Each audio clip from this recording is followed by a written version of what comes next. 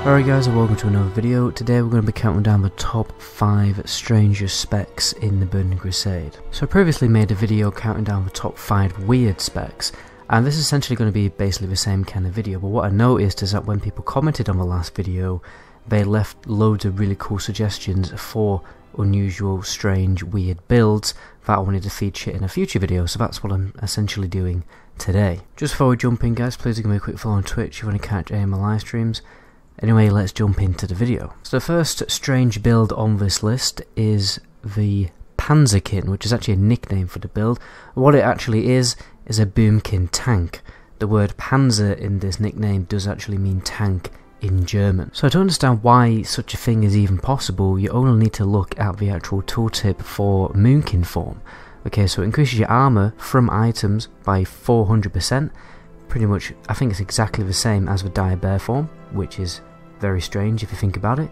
Your attack power is increased, again, which is very strange, and melee attacks grant mana, which is even more weird. It almost feels like that Moonkin was intended to be an actual melee build, but it's not really used as a melee build. With these facts in mind, it basically made boomkins pretty good off tanks, especially when dealing with multiple enemies like adds on a boss encounter, because they had really good cleave AoE damage, which could generate a lot of aggro, and they can just sit there and just tank mobs and soak loads and loads of damage. It's also important to note that the main best in slot druid weapons for feral tank or DPS also increase the attack power in Moonkin form, along as, you know, cat and bear form, which also is very strange, and it almost feels like it's actually intended for Moonkin to have a little bit of a melee role in the Burning Crusade. Most of the time a Panzer Kin would just spam cast like Wrath and stuff like that, and the occasional Moonfire, which meant they did run out of mana pretty quickly, to be honest, so mana potions were quite essential,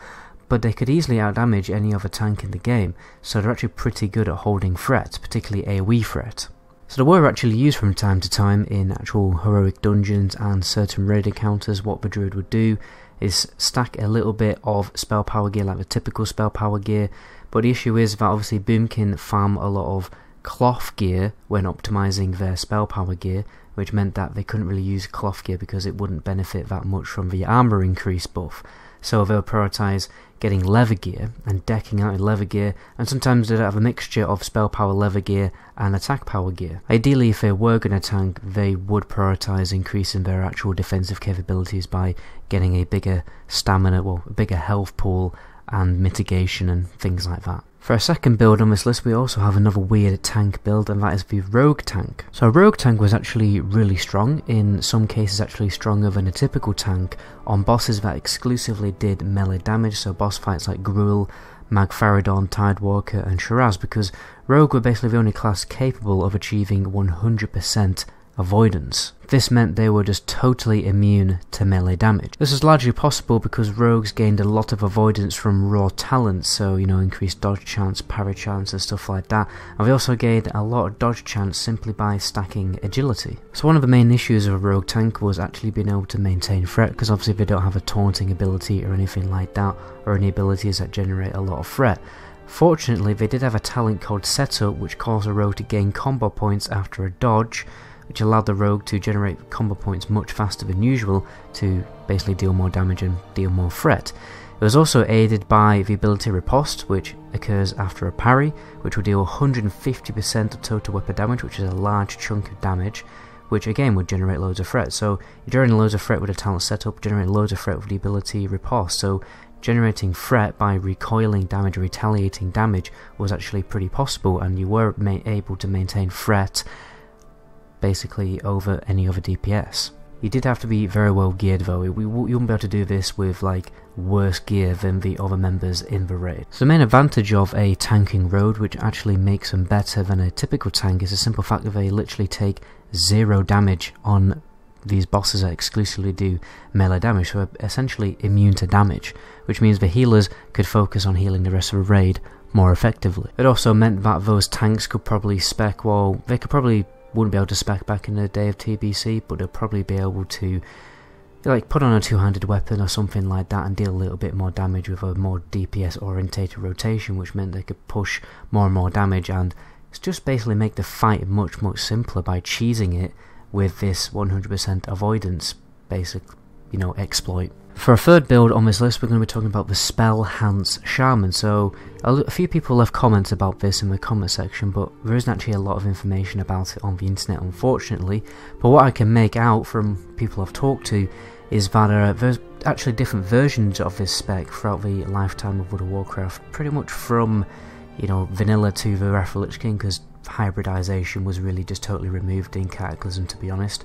And the idea of this build is to combine the talents from the elemental tree, so benefiting from all those spell power ranged spells abilities, with the enhancement tree, obviously benefiting from high damage melee ability. One of the things that really made this spec viable was the fact that when TBC launched, all of the spell power daggers were considered a one-handed weapon rather than a main hand weapon, and are like later hotfix. This meant that a shaman spec far down enough into the enhancement tree could dual wield spell power daggers, which was ridiculously overpowered because you're basically benefiting from 2 spell power weapons, which is obviously, if you compare the amount of spell power you get from a weapon compared to a piece of gear, from memory, my Continuum Blade on my Protection Paladin gives me 124 spell power. My next best item would be Chest Gear, which is a big significant piece of gear which normally has a lot of stats on it. I think it only has about 30 spell power. So 30 spell power compared to 120, that's like basically an individual weapon would give you 4 times the amount of spell power that a big piece of gear would give you. So it's like having 4 pieces of extra gear times 2, so it's like having 8 extra pieces of gear, spell power gear on your character, so that's pretty ridiculous. And it actually made this spec very, very viable as a raiding DPS spec. Obviously this was later nerfed because all spell power daggers were exclusively changed to be main hand weapons, so you couldn't dual wield them. Nonetheless, people still use this spec quite often in a PvP scenario, because obviously if you spec enhancement pretty much exclusively, you're going to be basically a lot like a warrior, restricted to only melee abilities on the large part, and obviously you don't have charge, which kind of lets you down a little bit, so getting to your target can be a little bit of an issue, which is why people spec a little bit into enhancement to increase their ranged spell damage as well, so when they were getting kited, they could still deal a little bit of pressure on a in a ranged scenario, or they could actually be swapped all the way around and they could kite their enemies. For number 4 we have yet another tank build, and that is the Warlock Tank build. So the Warlock Tank has had a number of different times to shine throughout WoW's lifetime. From personal experience, when I used to play Warlock in Mists of Pandaria, I used to use this Demonology spec and used to use all the Warlock cooldowns to deal with high damaging abilities that tanks had to absorb, just to kind of help the tanks out a little bit. For instance, like soaking the bombs on the Iron Juggernaut fight, if you know that fight. Anyway, the first time you will see any good Warlock tank action in a Burning Crusade was in Gru's Lair, where 2 Warlocks can tank the boss, Kiglar the Crazed, during the boss encounter, the first boss encounter inside Gru's Lair, which has a number of different bosses for you to deal with. And some of those bosses just have really, really deadly abilities that a melee just simply cannot deal with. Therefore, they have to be basically range tanked. There's another similar situation in a later raid, SSC, with this boss called Leo Ferras the Blind, who turns into a demon now and again, which again just deals loads and loads of damage in a melee area, which melee tanks simply cannot deal with.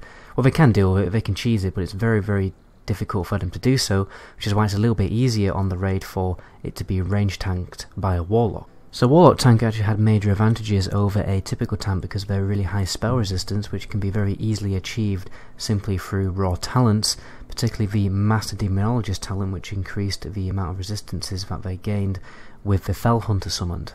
They could easily maintain aggro with Searing Pain, which was an ability that generated a lot of threat with very fast cast time, and they could maintain their health very easily with Siphon Life and Drain Life, Health Stones, and all those cool abilities that Warlocks have for their insane survivability. So the last build on this list is another Shaman build, and that is the Two-Handed Shaman. It's interesting how the Two-Handed Shaman was actually the go-to spec of vanilla, but since the Burning Crusade, the spec has been slowly dying through every single expansion. I'm pretty sure it's just totally dead now in retail. I do remember people still messing around with it during Mists of Pandaria, but that's pretty much the last time I have any memory of Two-Handed Enhancement Shaman being remotely strong in any way. The issue with Two-Handed Enhancement Shaman is that the damage is way too RNG based, so This is why they gave Shamans dual wield, in order to make the damage a little bit more sustained, and they gave them a little bit much, well, just gave them a more reliable burst. Nonetheless, people still did mess around with a two-handed enhancement Shaman spec in PvP, because from time to time it would be absolutely lethal, easily capable of killing people with a single weapon swing. The Bloodlust and Heroism ability largely contributed to this, because it obviously caused your two-handed weapon to hit 30% faster, which stacked with your Flurry procs, and then obviously on top of Windfury procs, the damage was absolutely insane. But in reality, only if you were lucky, so it would very rarely you would get the absolute perfect RNG for you to totally one-shot something. But anyway guys, that is where I'm going to end the video there. My name is Medagoblin. Until my next video, ciao.